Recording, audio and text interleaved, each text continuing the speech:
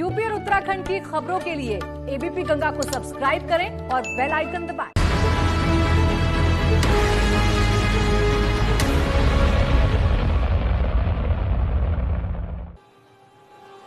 नमस्कार, स्वागत आप सभी का हमारे विशेष कार्यक्रम उत्तर मांगे प्रदेश में। मैं राजेंद्र देव।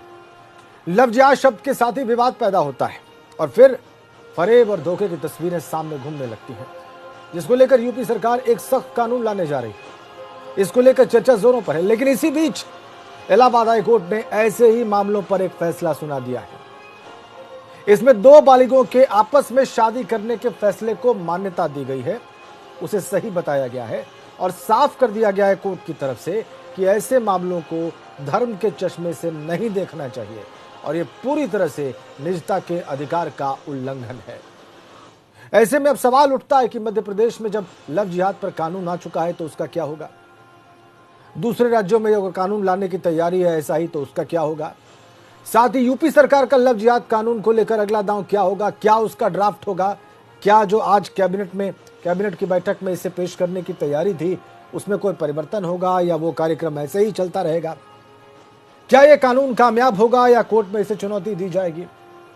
आज इन्हीं सब बातों का उत्तर मांग रहा है प्रदेश। विवादों में घिरा लव जिहाद।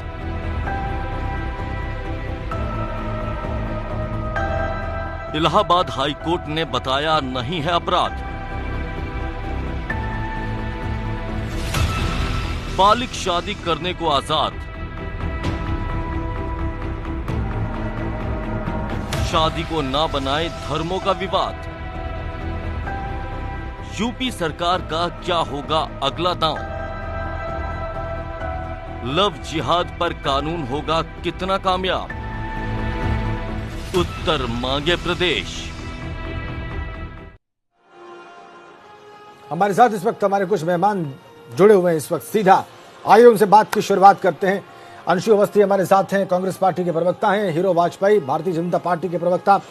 मोहम्मद सुलेमान खान मुस्लिम स्कॉलर हमारे साथ जुड़े हुए हैं और हमारे साथ जुड़ेंगे के राय, सीनियर एडवोकेट हैं हाई कोर्ट के, वो भी हमारे साथ जुड़ेंगे और हमारे साथ जुड़ेंगी साध्वी गीतांबा, पीठाधीश्वर हैं मातृछाया शक्तिपीठ की।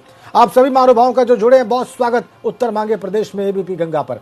हीरो वाजपेयी साहब, आज इलाहाबाद हाई कोर्ट ने कहा है कि आप निजता के अधिकार में दखल न दें। जो एडल्ट्स हैं, जो 18 वर्ष से ऊपर के लोग हैं, वो अपना भविष्य निर्णय कर सकते हैं और उसको धर्म के चश्मे से आप न देखिए और उसमें किसी किस्म का दखल न दीजिए। तो क्या ये जो लव जिहाद के लिए जो कानून बना रही है सरकार या उसको आज कैबिनेट की बैठक में लाने की तैयारी है, ये इलाहाबाद का हाई कोर्ट उस मामले के लिए एक झटका है? नहीं, कतई नहीं। इलाहाबाद हाई कोर्ट ने जो कहा है वो एकदम सही कहा है। दो बालिग लोग निर्णय ले सकते हैं, दो बालिग लोग शादी कर सकते हैं और दो बालिग लोगों की निजता का उल्लंघन करना ठीक नहीं है।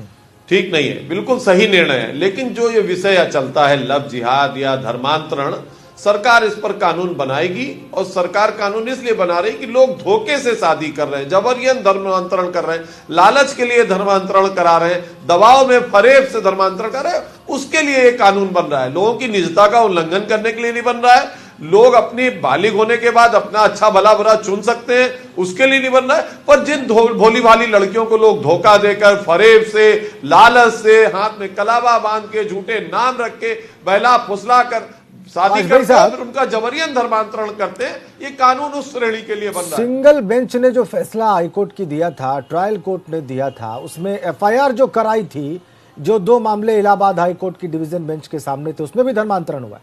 उसमें लड़की के पिता ने जो एफआईआर कराई थी, कोर्ट ने उसको क्वैश कर दिया है।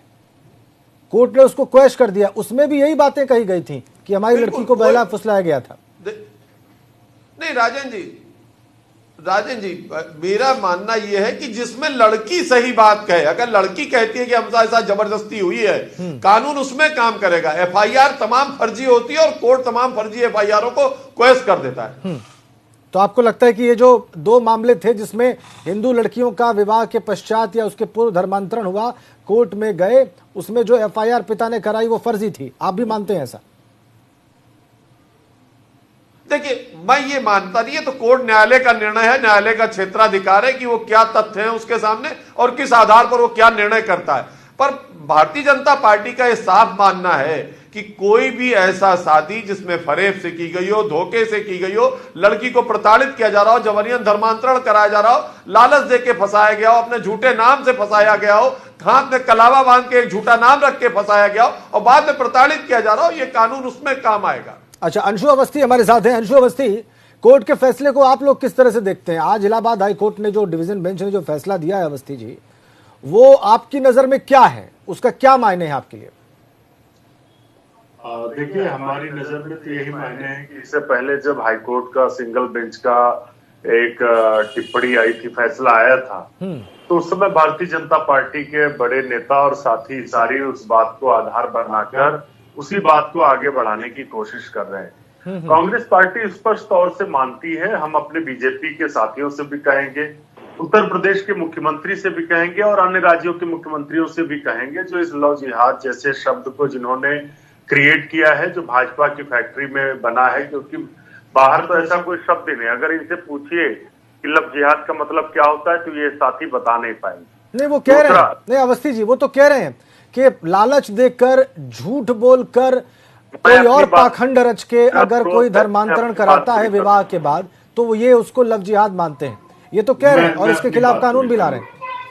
मैं अपनी बात पूरी करूं। जी जी जी अवस्थी जी। तो मैं आपको बताऊं कि ये जो बातें कही जा रही हैं, जितनी भी, कोई झूठ बोलकर शादी करता है, कोई अगर धर्मांतरण झूठ बोलकर कराता है या भ्रम में रखकर करता है, एक शादी के बाद भी दूसरी शादी करता है, इन सारी चीजों के लिए मैं अनुरोध करूंगा भाजपा के नेताओं से, स्पेशल तौर से उत्तर प्रदेश के मुख्यमंत्री से, कि वो भारत के संविधान को पढ़ें।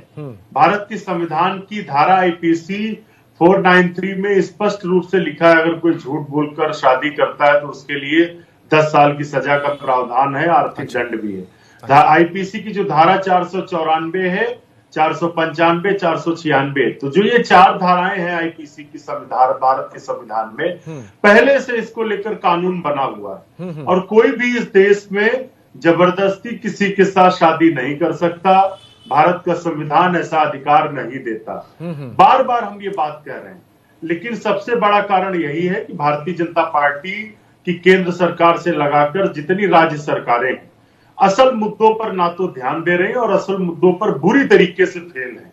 इसलिए इस विषय को मुद्दा बनाया जा रहा है। मैं आपके चैनल को भी धन्यवाद दूंगा, जिन्होंने इतने सारे महत्वपूर्ण मुद्दों को छोड़कर लव जिहाद के मुद्दे पर डिबेट रखी है, क्योंकि मुद्दा तो बेरोजगारी है, मुद्दा है धान का अवस्थी जी, बेरोजगारी पर भी हम बात करते रहे। कहूंगा अवस्थी जी, मैं सादर आपको बता दूं, संविधान को पता नहीं आप भी पढ़े और भाजपा के नेता भी भारत के संविधान को पढ़े। अरे इलाहाबाद हाई कोर्ट के जिस फैसले पर अभी हम बात कर रहे हैं अवस्थी जी, वो भारत की एक संवैधानिक कोर्ट है और उस संवैधानिक कोर्ट की डिवीजन बेंच ने एक जजमेंट दिया, इसलिए हम इस पर बात कर रहे हैं। क्या इस पर बात नहीं करें अवस्थी जी? बिल्कुल करनी चाहिए। अगर इस पर हम बात करते हैं तो केंद्र सरकार ने केंद्र सरकार के जो राज्य मंत्री हैं मिस्टर रेड्डी, होम मिनिस्टर हैं स्टेट के, उन्होंने संसद में लिखित तौर पे ये भी कहा है कि भारत में लव जिहाद का कोई एक भी केस नहीं पाया गया, ऐसा कुछ नहीं है। अगर ऐसा है, अलग अलग राज्यों में कानून बनाया जा रहा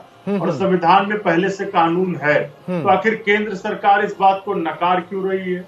राज्य की सरकार भाजपा की कह रही है ऐसा हो रहा है, केंद्र की भाजपा सरकार करे ऐसा कुछ नहीं हो रहा है। तो ये जो दोहरा चरित्र है, ये समझना चाहिए। इसीलिए मैं कह रहा हूं बार बार कि भारत के संविधान को पढ़ेंगे भाजपा के लोग, ये सिर्फ आरएसएस और बीजेपी के संविधान को पढ़ते हैं। अगर भारत के संविधान को पढ़ लेते तो नए कानून को बनाना नहीं पड़ता। अच्छा, आप कह रहे हैं कि इसके लिए अवस्थी जी आपके 2 चार्ज हैं, सलाहकार वो रखें जो भारत के संविधान को जानते और समझते हो। ठीक है, आप कह रहे हैं आपके 2 आरोप हैं मुख्यतः। एक तो ये कि ये सब राजनीति के तहत किया जा रहा है और ये ऐसा कोई कुछ हो नहीं रहा है, कोई फेनोमेनन नहीं है, गढ़ी गई है। दूसरा ये कह रहा हूं, ठीक है, केंद्र सरकार के गृह राज्य मंत्री कह रहे हैं। ठीक है, नहीं अच्छा, आप कुछ नहीं कह रहे हैं, आपका कोई स्टेट नहीं है इसमें। मैं कर रहा हूं ये हो रहा है कि नहीं हो रहा। अरे कमाल, मतलब अवस्थी जी आपकी पार्टी का कोई स्टैंड नहीं है। संसद में ना भारत अवस्थी की जी, सर्वोच्च संसद में बताया। नहीं, ये देखिए, ये पैसिव डिबेट करने से कोई लाभ नहीं है अवस्थी जी। मैं भाजपा से सीधा प्रश्न कर रहा हूं, आपसे भी सीधा मैं प्रश्न कर रहा क्लियर हूं। कट कह रहा हूं। आप अपना स्टैंड क्लियर करिए। अगर लव जिहाद जैसे किसी बात को लेकर, अवस्थी जी मेरा सवाल सुनिए, अगर कोई कानून ये लेकर आते हैं तो उस पर आपका क्या स्टैंड होगा? हमने फिर से कहा कि भारत के संविधान को पढ़ लेंगे, अगर ऐसा कोई कानून ना हो जिसकी आवश्यकता हो तो वो बनाया जा सकता है। लेकिन जब पहले से आईपीसी 493, आईपीसी 494, 495, 496 मौजूद है तो मैं कहूंगा कि उसको पढ़े, उसको कम से कम उसका जो है पूरी तरीके से उसकी व्याख्या समझे, ठीक, आवश्यकता लगती है तब बनाए। लेकिन भारत के गृह राज्य मंत्री अगर कह रहे हैं कि ऐसा कुछ नहीं हो रहा है तो फिर कानून की आवश्यकता क्यों पड़ रही है? नहीं ठीक है, ये बात आपकी ठीक है, ये तर्क आपका ठीक है, सवाल पूछा जाना चाहिए, कानून है, ये सवाल जरूर पूछा जाएगा अवस्थी जी, ये बात ठीक है, लेकिन आप अपना स्टैंड अवश्य स्पष्ट रखें कि ऐसे किसी कानून की जरूरत है कि नहीं है। एकदम क्लियर है। हाँ। कांग्रेस पार्टी का स्टैंड एकदम क्लियर है कि इस तरीके की जबरदस्ती कोई भी धर्म परिवर्तन, जबरदस्ती कोई भी शादी नहीं कर सकता हिंदुस्तान में। उसके लिए भारत के संविधान में कानून भी है। बीजेपी असल मुद्दों से ध्यान हटाने के लिए इन मुद्दों पर बात कर रही है, ठीक और है, हम लोग भी इन मुद्दों पर डिबेट कर रहे हैं। नहीं ठीक है, ये बात आ गई है। इलाहाबाद हाईकोर्ट के फैसले के बाद इस पर चर्चा बहुत जरूरी थी अवस्थी जी। मोहम्मद सुलेमान खान है हमारे साथ, मुस्लिम स्कॉलर हैं। सुलेमान खान साहब, आज हाईकोर्ट ने, डिवीजन बेंच ने एक फैसला दिया है, लेकिन सरकार अपना कानून बनाने के लिए अभी भी आगे बढ़ रही है। एक ड्राफ्ट तैयार है और खबर है कि आज की कैबिनेट मीटिंग में उसे प्रस्तुत किया जाना है चर्चा के लिए, विचार के लिए, और बहुत मुमकिन है कि वो पास भी हो जाए कैबिनेट से और उसके बाद सदन में रखा जाए और कानून बने। इस पर आपका टेक क्या है? देखिए, दो बातें हैं। आपने अभी कहा अपने नैरेटिव में कि संवैधानिक पीठ ने इलाहाबाद उच्च न्यायालय की डबल बेंच की कोर्ट ने ये संवैधानिक पीठ में नहीं सर, डिवीजन बेंच कर दिया है, संवैधानिक कोर्ट है निजता का अधिकार उसकी डिवीजन बेंच ने फैसला दिया। आपने जी, वो संवैधानिक पीठ नहीं है, डिवीजन बेंच है, डिवीजन बेंच है जी। और आप जानते हैं, पूरा देश जानता है कि भारत के संविधान की आर्टिकल 21 दफा 21 जो है वो निजता का अधिकार, मौलिक अधिकार मानकर सैंक्शन करती है। और मौलिक अधिकार में किसी प्रकार की छेड़छाड़ जब की जाएगी तो वो संवैधानिक पीठ पर ठहरेगा नहीं। लेकिन भाजपा का चूंकि एजेंडा ही है कि जो समस्याएं हैं, जो मौलिक समस्याएं हैं जनता के सामने, उनसे भटकाने के लिए नई नई शब्दावली गढ़ी जाए, नई नई बातें की जाए। और आपने देखा कि भाजपा शासित राज्यों में ही ये खड़ा किया गया मामला, हरियाणा में, मध्य प्रदेश, आपके मध्य प्रदेश में, कर्नाटका में, और उत्तर प्रदेश के मुख्यमंत्री ने तो सिर्फ कानून बनाने की बात नहीं कही। उन्होंने कहा अगर ऐसा पाया गया तो राम नाम सत्य हो जाएगा। क्योंकि वो भावनाएं भड़का के ही राजनीति करना अपना अंतिम तरीका समझते हैं कि उसमें उनको सफलता मिलने वाली है। लेकिन मैं ये कहना चाहता हूं कानून के छात्र होने के नाते कि इस तरह का कानून जब जाएगा रिव्यू पिटीशन में तो ठहरने वाला नहीं है। सिर्फ बहस का मुद्दा कुछ दिन बनेगा और गोदी मीडिया उसको बहस का मुद्दा भी बनाएगी। लेकिन भाई, मैं अभी 3 दिन पहले जो एसआईटी की रिपोर्ट आई कानपुर के 14 प्रकरण के मामले पर, और जो आईजी ने इंटरव्यू दिया है कल, आईजी कानपुर रेंज ने, उन्होंने कहा कि 14 केसेस में 3 केसेस को तो बिल्कुल क्लीन चिट दी गई है एसआईटी की तरफ से कि वो बालिग थे, अपनी मर्जी से शादी किया, अपनी मर्जी से धर्म बदला, जो निजता के अधिकार के अंतर्गत आता है। 11 मामलों में 8 मामले ऐसे हैं जो अंडर एज शादी किया। अंडर एज शादी करना अपने आप में एक अपराध है, चाहे वो एक ही धर्म के लोग हों, चाहे दूसरे धर्मों के, अलग अलग धर्म के लोग हों। अगर कोई बालिग नहीं है, एडल्ट नहीं है, 18 साल से छोटा है, छोटी है बच्ची, और शादी हो जाती है, कर लेते हैं, तो अल्यूरमेंट माना जाएगा, लालच माना जाएगा, बहला फुसला करके शादी की जाए मानी जाएगी, और that is a criminal offence. अच्छा, ठीक, वो एक आपराधिक कृत्य है। और 3 मामले ऐसे हैं, पूरी बात मेरी हो जाने दीजिए, और 3 मामले एसआईटी की जांच में आए जिसमें लोगों ने अपनी पहचान छिपा कर शादियां की, प्यार किया, वो भी आपराधिक कृत्य है। तो ये आपराधिक मामले हैं और हमारे भारत के कानून में, आईपीसी में इस तरह के कृत्य के लिए बाकायदा सेक्शंस मौजूद हैं, दफाएं मौजूद हैं, सजा मुकर्रर है, जुर्माना मुकर्रर है। अच्छा सुलेमान खान साहब, आप इतने बड़े नैतिक धरातल से, इतने बड़े नैतिक और वैधानिक धरातल से ना कथित लौ जिहाद की कोई जरूरत नहीं। अच्छा एक बात बताइए सुलेमान खान साहब, और बहुत ईमानदार जवाब दीजिए, आप इतने नैतिक ऊंचाई से बात करने का प्रयास कर रहे हैं, स्वागत है। ये सारे मामले एक ही धर्म पर क्यों होते हैं जाके खत्म? एक ही प्रकार के, एक ही धर्म के व्यक्ति इस प्रकार के झूठ और फरेब के मामले में आगे बढ़ते क्यों दिखाई देते हैं? उन्हीं पर आरोप क्यों लगता है सुलेमान खान साहब? मैंने एक बात अभी कही कि गोदी मीडिया उठाता है, सिंगल ये तथ्य है। लखनऊ, मुझे लगता है अब आप ये बहस नहीं कर रहे, अब आप मेरे प्रश्न का उत्तर नहीं दे रहे। अब आप तथ्यों पर बात नहीं कर रहे सुलेमान खान साहब ना। हमारा जवाब नहीं सुनना चाहते, हमारा जवाब नहीं, हमारा जवाब नहीं। आप ये बताइए, मैं डाटा से बात करूंगा, मैं डेटा बता रहा हूं, मैं डेटा बता रहा हूं, मैं डाटा पेश करना चाहता हूं, आप सुनना नहीं चाहते। मैं डेटा बता रहा हूं आपको सुलेमान खान साहब। अरे आप सुनना नहीं चाहते। इतनी देर से कम 4 मिनट से आप लगातार मुसलसल बोल रहे हैं। हम शासन ना ना ना ना, आप 4 मिनट से लगातार मुसलसल बोल रहे हैं, मुझे प्रश्न का उत्तर दीजिए। थोप रहे हैं ना, आप कतई नहीं, मेरे मुंह पे कतई नहीं, आपको सिर्फ सच और तथ्य बताने का प्रयास हो रहा है सुलेमान खान साहब। ना सिर्फ सत्य और तथ्य। के राय साहब से बात करते हैं, कानून के जानकार हैं सुलेमान खान साहब, कानून के जानकार हैं। एजेंसी है, निश्चित रूप से सरकारी, निश्चित रूप से सरकारी एजेंसी है, उस बात से कोई डिनाइल नहीं है, उस बात से कोई डिनाइल नहीं है, पहले आई है, उस बात से कोई डिनाइल नहीं है। और कोर्ट के फैसले की बात तथ्यों पर करना भी जानबूझकर बीजेपी अपने एजेंडे पर बीजेपी गुमराह कर रही है। अरे पहला सवाल तो बीजेपी से ही हुआ है, कोर्ट के फैसले के बाद पहला सवाल तो बीजेपी से पूछा गया है। बीजेपी का एजेंडा कहां है इसमें? हम यहाँ पर कोई जवाब नहीं है। अरे सुनिए, बीजेपी के शासन के आईजी कानपुर ने जो इंटरव्यू में अच्छा ठीक, सीनियर वकील हमारे साथ के राय साहब, एक सेकंड के राय साहब, के राय साहब, आज इलाहाबाद हाई कोर्ट के फैसले का मतलब हमारे दर्शकों को बताइए, आप वरिष्ठ अधिवक्ता हैं, और ये भी बताइए कि क्या इसका मतलब ये निकाला जाना चाहिए कि लव जिहाद जैसा कोई शब्द नहीं है, या इस पर कोई कानून नहीं बनाना चाहिए सरकार को? इलाहाबाद हाई कोर्ट की डिवीजन बेंच के फैसले को कैसे देखा जाए, के राय साहब?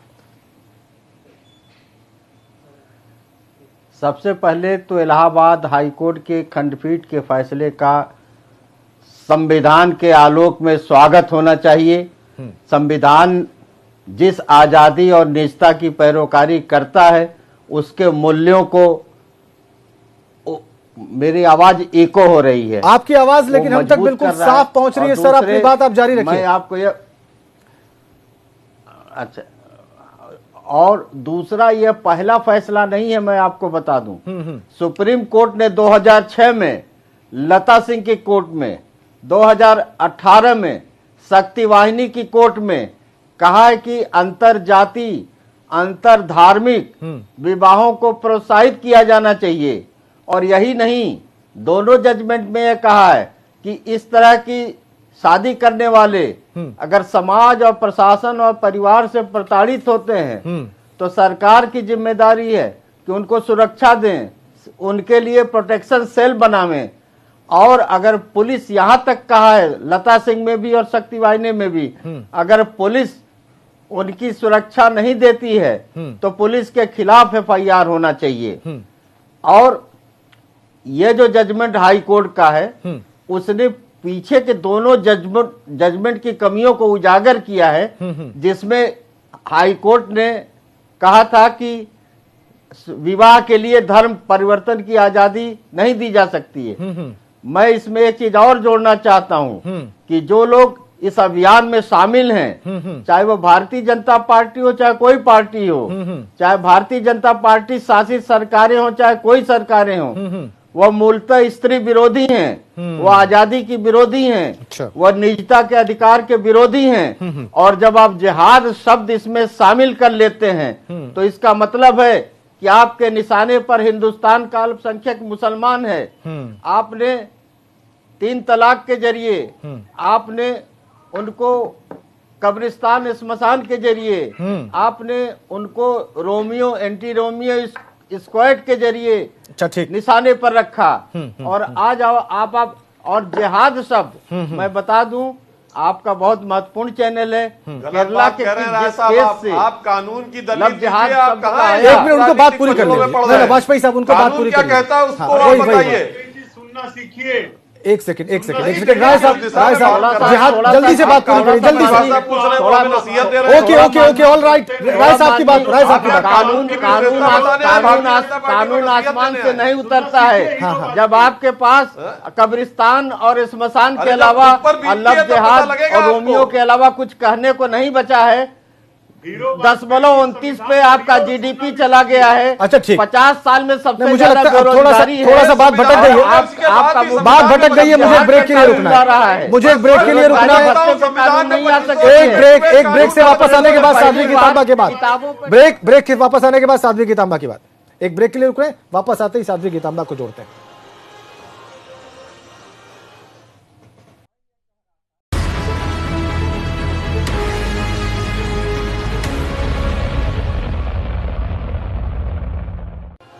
इस चर्चा में हमारे साथ साध्वी गीतांबा भी जुड़ी हुई हैं, पीठाधीश्वर है मातृछाया शक्तिपीठ की। साध्वी जी, अभी आपने तमाम पक्ष सुन लिए, मुझे लगता है सारे विचार आपने सुन लिए। लव जिहाद पर एक कानून सरकार लाने जा रही है, लेकिन हाईकोर्ट का कहना है कि नहीं भाई, ऐसा है, दो अडल्ट्स जो हैं उनको आपस में विवाह करने से, और वो किन शर्तों पर विवाह करते हैं, ऐसा करने से सरकार को बीच में नहीं पड़ना चाहिए, परिवार को बीच में नहीं पड़ना चाहिए। इस पर आपकी क्या टिप्पणी है?